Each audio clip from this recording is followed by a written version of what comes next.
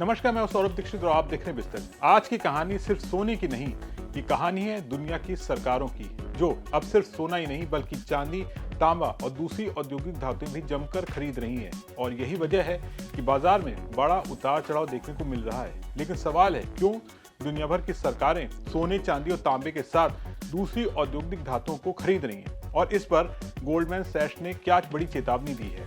इस वीडियो में गोल्डमैन सैच्स की इसी चेतावनी के बारे में हम बात करने वाले हैं और आपको ये पूरा मामला बेहद आसान भाषा में समझाएंगे भी। दुनिया बदल रही है। पहले संकट के वक्त सरकारें सोना जमा करती थी, लेकिन अब तांबा, चांदी और दूसरी कमोडिटी पर भी इकोनॉमिक इंश्योरेंस की तरह देखा जा रहा है। यानी अगर कल फिर से सप्लाई रुक गई तो देश खाली हाथ न रह जाए। साल 2020 में जब कोरोना आया, सप्लाई चेन टूट गई थी। साल 2022 में रूस यूक्रेन युद्ध, ऊर्जा और खाने की भारी किल्लत हुई। तेल, गैस, गेहूं, धातु, सबकी कीमतें आसमान पर। इन झटकों ने सरकारों को डरा दिया और यहीं से शुरू हुआ स्टॉक पाइल का दौर।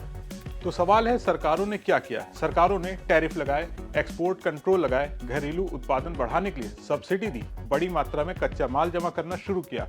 गोल्डमैन सैच्स का कहना है कि इससे पुराना ग्लोबल बैलेंस टूट गया। पहले बाजार एक था, अब दुनिया छोटे छोटे आर्थिक ब्लॉक्स में बट रही है और जब बाजार बढ़ता है तो कीमतों में झटका ज्यादा लगता है। इसे तांबे के उदाहरण के साथ समझिए। साल 2025 में अनुमान था कि तांबे की सप्लाई ज्यादा होगी, मतलब कीमतें गिरनी चाहिए थी, लेकिन हुआ इसका उल्टा। अमेरिका ने तांबे का स्टॉक करना शुरू कर दिया। अंतर्राष्ट्रीय बाजार में उपलब्ध तांबा कम हो गया, नतीजा कीमतें ऊपर चली गई। यानी सप्लाई ज्यादा, फिर भी कीमतें बढ़ी। ये सामान्य बाजार का व्यवहार नहीं है। सिर्फ सरकारें ही नहीं, निजी निवेशक भी कमोडिटी को बीमा की तरह खरीद रहे हैं। अनिश्चित दुनिया में लोग हाई एसेट की तरफ भाग रहे हैं। सोना, चांदी, तांबा, औद्योगिक धातुएं, इससे कीमतों को और सपोर्ट मिल रहा है और उतार चढ़ाव बढ़ रहा है। तांबा, तेल या गेहूं महंगे हों तो उत्पादन बढ़ाया जा सकता है। कंपनियां सप्लाई बढ़ाकर कीमतें ठंडी कर देती हैं। लेकिन सोना अलग है। दुनिया में जितना सोना निकाला जा चुका है उसका ज्यादातर आज भी मौजूद है। नई सप्लाई हर साल सीमित रहती है। उत्पादन अचानक बढ़ाना आसान नहीं है। इसलिए जब डर बढ़ता है तो सोना लंबे वक्त तक ऊंचा रह सकता है। अब इस साल की बात करें तो सोना करीब 16% ऊपर है। हाल में कीमतें $5500 प्रति औंस के ऊपर पहुंची। 29 जनवरी को रिकॉर्ड बनाया, फिर अगले ही दिन 10% से ज्यादा गिरकर $5000 के नीचे आ गया।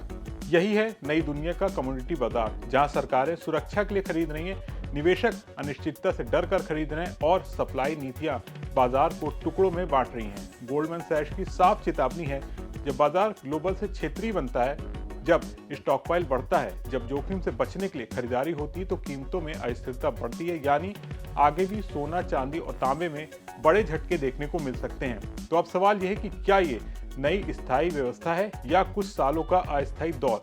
क्या सरकारों की जमाखोरी कीमतों को और अस्थिर बनाएगी या ये जरूरी सुरक्षा कवच है? तो आप क्या सोचते हैं? कमेंट करके जरूर बताइएगा और बिजनेस जगत की तमाम बड़ी खबरों को देखने के लिए बिस्तर को सब्सक्राइब करना ना भूलें।